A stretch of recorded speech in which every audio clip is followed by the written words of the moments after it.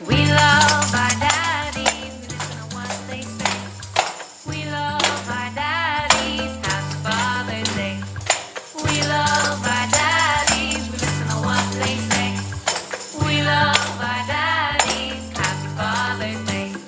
Dads are heroes, dads are very brave. Dads are the best, cause they keep us safe. Dads are playful, dads are very strong. Dads make us feel better when something is wrong. We love our daddies, we listen to what they say. We love our daddies, happy Father's Day. We love our daddies, we listen to what they say. We love our daddies, happy Father's Day. Dads are funny, dads are very smart.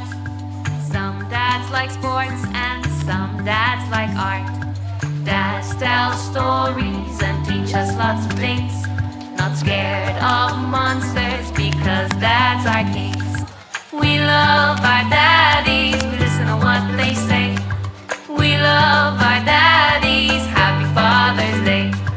We love our daddies, we listen to what they say. We love our daddies, happy Father's Day. Stand up for your daddy and wave your hands from side to side. Clap your hands for your daddy, you're doing it right. Stand up for your daddy and wave your hands from side to side. Clap your hands for your daddy, you're doing it right. We love our daddies, we listen to what they say. We love our daddies, happy Father's Day. We love our daddies. In a world that moves incredibly fast,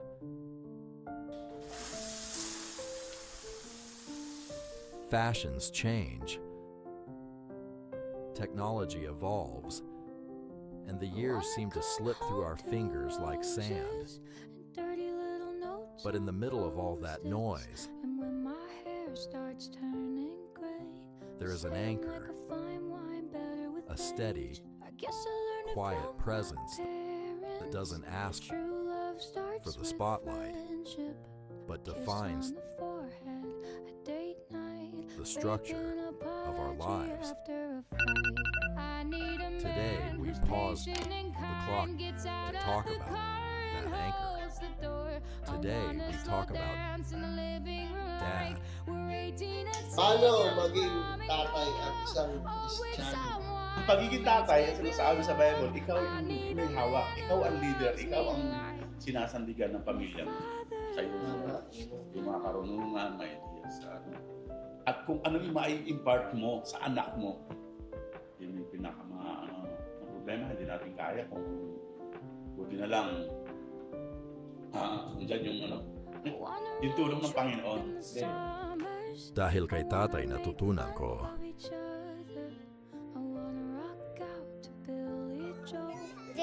Dahil kay tatay nakatuto po ako maging mabait sa kapwa po. Kasi po nituturuan niya po ako maging mabait po sa kapwa. Dahil kay tatay, maging mabuti ako na tao. Dahil kay tatay, natutunan ko maglaro ng basketball. Dahil kay tatay, natutunan ko maglaro ng laruan. Dahil kay tatay, natuto akong magmahal sa kapwa. Dahil kay tatay, natuto akong maging matatag. Dahil kay Papa, natuto akong magtupi ng kumot. Dahil kay Daddy, natutunan ko po maglaro.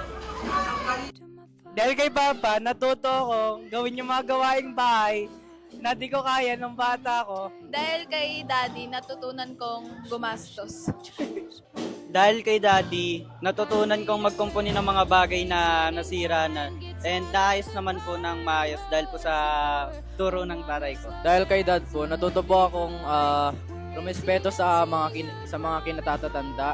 Tapos tinuruan niya rin po ako maging responsable sa aking mga gawain. Tapos marami pong iba, like tinuruan niya rin po ako maging maingat po sa aking mga gawain.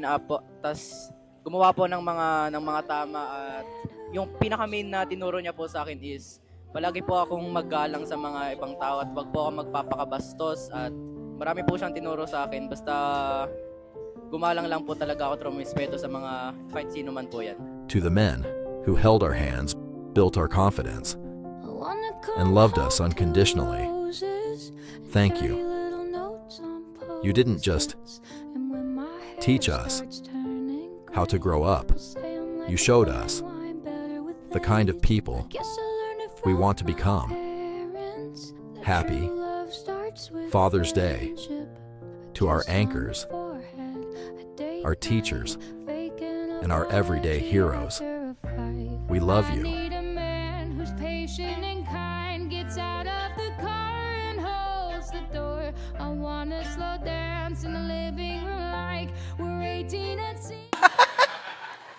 Dahil kay tatay, natutunan kong hanapin ang Diyos. I'm not joking. Kasi wala po akong kinagis ng ama at naghahanap ako ng pagmamahal na pinilit kong hanapin sa maling paraan. Pero natagpuan ko po yung pagmamahal ng isang ama. Wala pong ibang ating Panginoong Diyos. So, yun po. At tayo po ay saludo sa mga father, sa mga ama, sa mga papa, tatay ng tahanan.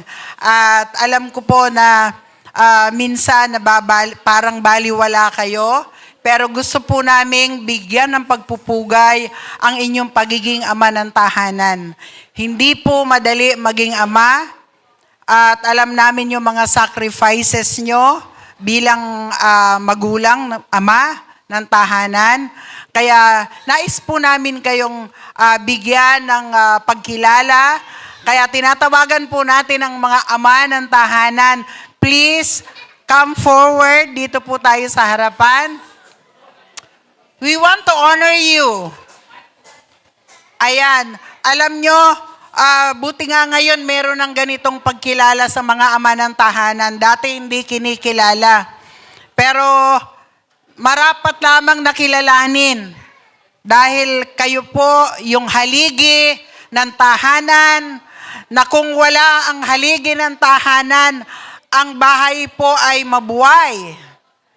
Kaya we would like to acknowledge you today. You are special. Kayo po ay special. Kayo po ay binibigyan namin ng pagpupugay pagkat hindi po madali na maging ama ng tahanan.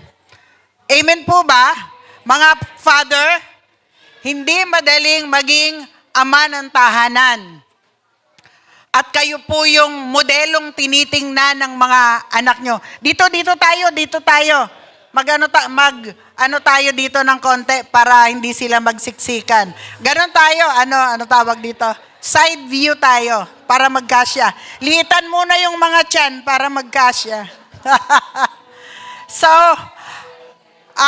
nais po namin kayong pasalamatan sa inyong pagiging ama ng tahanan. Pagkat hindi nga po madali ang inyong role o yung inyong ginagampanan bilang isang ama. At gusto ko pong ipaalam sa inyo na karamihan sa mga anak, ang tinitingala nila ay kayong mga ama. Because biblically speaking, you are the leader of your family. You are the leader of your family. Meaning, pag leader kayo, laging nakatingin sa inyo yung mga sumusunod sa inyo. And particularly, ang nakatingin at laging nagmamasid sa inyo ay ang inyong mga anak. Dahil gusto kayong gayahin. So you should show an example to your children bilang ama ng tahanan.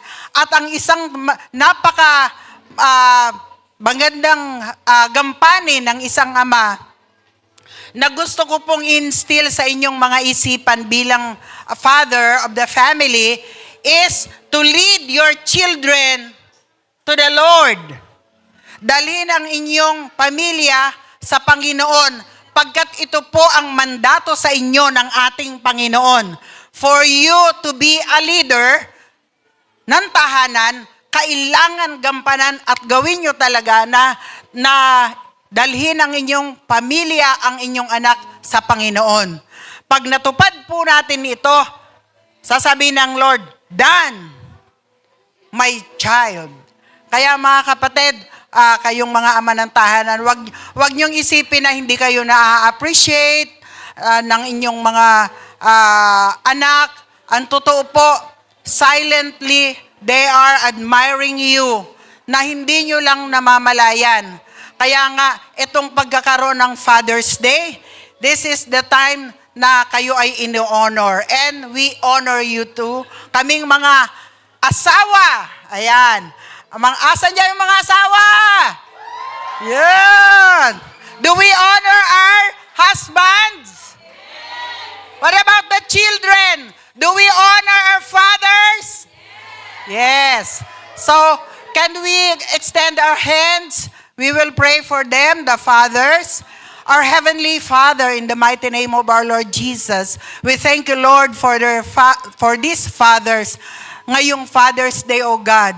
Thank you, Lord, na meron ng ganitong pagkilala, pagbigay ng parangal sa mga ama ng tahanan, na minsan hindi sila nabibigyan ng pansin, marahil Panginoon, dahil minsan hindi naman talaga lahat ng panahon, they have the time, Lord, para iparamdam ito sa kanila sa pamamagitan ng salita. Subalit kadalasan, Panginoon, sa pamamagitan ng gawa, na ibibigay nila ang kanilang pagmamahal, pagkalinga sa kanilang anak, sa kanilang pamilya, dahil sa kanilang paghahanap buhay. Panginoon, hindi man po ako isang ama ng tahanan, but I believe, Lord, na ang pagpapagal nila ay napakahalaga at dapat namang bigyan ng pagkilala dahil, O Diyos, kung ang isang tahanan walang ama, kulang po, Panginoon, ang isang pamilya.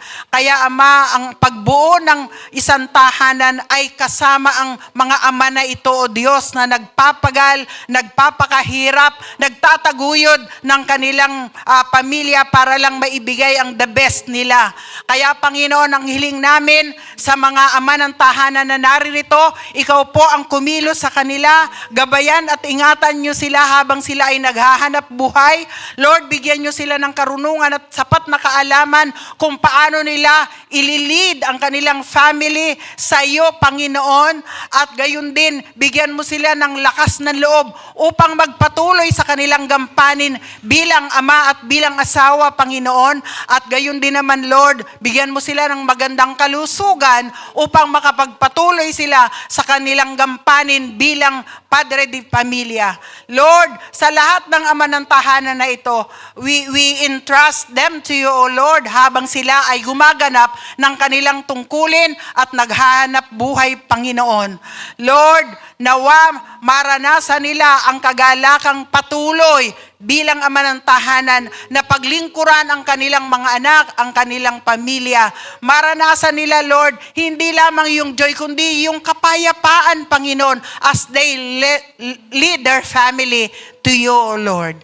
Panginoon, we release the blessing and anointing for these fathers, Lord God, in this Father's Day. We give you praise for their lives, O God. In the mighty name of Jesus, and everybody say, Amen. Ayan.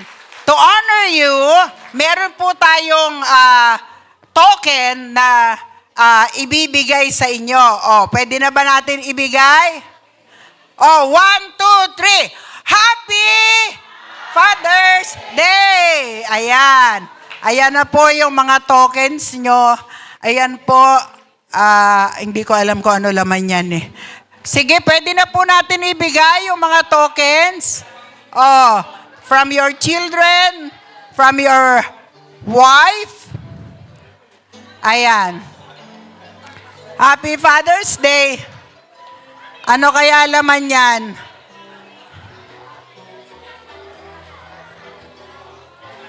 Ayan.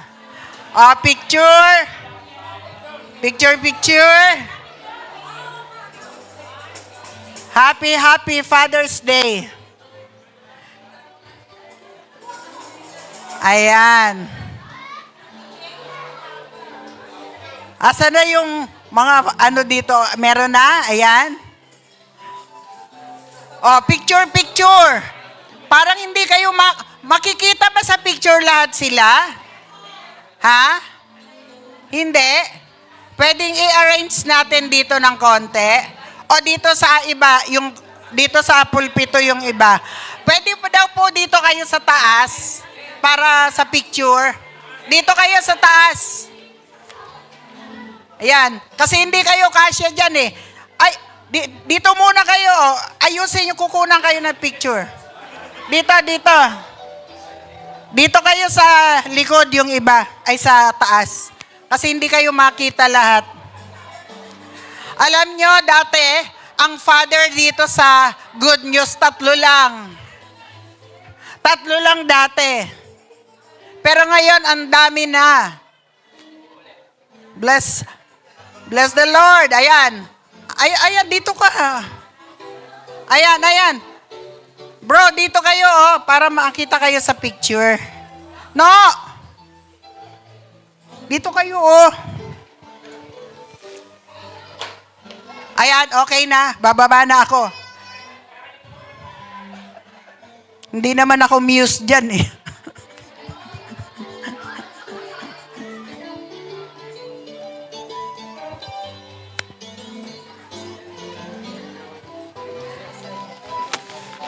Happy Father's Day sa inyo lahat.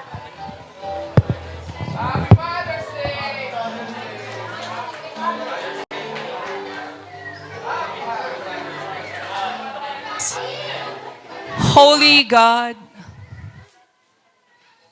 kinikilala ka namin sa umagang ito, sa katatapos naming pagsamba, pag-aaral ng iyong salita. Sadyang kay buti mo, Panginoon, hinayaan mo kami ngayon na makiisa sa awitan, makiisa sa panalangin. At batid po namin sa aming mga puso, O God, at pagkatao, na ikaw ang aming Diyos na nilalapitan, punong-puno ng pag-ibig, pagkalinga at pagmamahal. Father, we want to thank you sa aming pong pag-aaral na inihatid ng aming kamanggagawang Elder Archie. Blessings upon blessings and protection mula sa inyo, aming Diyos, ang kanyang maranasan. Para ikaw ay paglingkuran, para ikaw, Panginoon, ay maitanghal. Bless him and the whole family. Salamat aming Panginoon. At sa umagang ito, Panginoon, aming pong samot dalangin na ang bawat isa ay hindi lamang naparito upang makiisa, makipagdiwang sa selebrasyon ng Father's Day, but Lord, nakiisa, na kinilala ka namin ngayon at matuto dalhin sa aming mga puso ang aming pong natutunan ng layunin ng paghihintay, Panginoon, ay upang kamtin namin ang paghahanda mo sa amin para sa isang malaki at saganang preparasyon para sa promotion o pag-unlad ng aming mga buhay. Father, kita mo ang lahat sa amin na may mga hinihintay at may mga karanasan, Panginoon, na kung minsan hindi namin kayang matagalan, hindi namin kayang maunawaan. But thank you, Lord, sa hinatid na aral ngayon na amin pong pinagbulayan. Ang lahat ng ito ng paghihintay namin, piniprepara mo kami upang mabuo ang aming pagtitiwala sa inyo. Piniprepara mo kami, Panginoon, para maging matibay kami bilang mga tagasunod mo. Salamat dahil sa waiting na ito, ang layunin, Panginoon, ay kami, Ama, ay maging daan para sa aming mga patutuo towards our brethren, Panginoon. Kaya God in heaven, as we lift our hands to you this day, we pray together for those who are celebrating birthdays and wedding anniversaries. God in heaven, nagkakaisa po kaming ipanalangin ang aming mga kapatid na ito na nagdiriwang at magdiriwang ng mga kaarawan at selebrasyon ng wedding anniversary. Bless them, Father God, and may their testimony will glorify your holy name, Jesus. Father, lahat kami ngayon na nagtaas ng kamay, kinikilala ka namin. Ibinibigay namin sa iyo at ipinapasako ang aming mga puso. Father, we pray, God in heaven, lahat kami naririto at maging those who are watching online, umaasa po kami sa iyo. Sa amin pong mga paghihintay, napakaganda ng pangako mo. Just like David, Father. Waiting for a purpose, Lord Jesus, that will help us promote, improve, empower our lives, O God. So Father, as we lift our hands, dalangin namin, Panginoong Diyos na makapangyarihan, ang iyong biyaya ay mapasa amin. Kaya mga kapatid, tanggapin natin ang pag-ibig ng Diyos amang nasa langit, ang pagliligtas ng ating Panginoong Hesukristo at ang pakikipisa ng banal na Espiritu Santo. Everybody declare God is good and amen. Hallelujah. Hallelujah.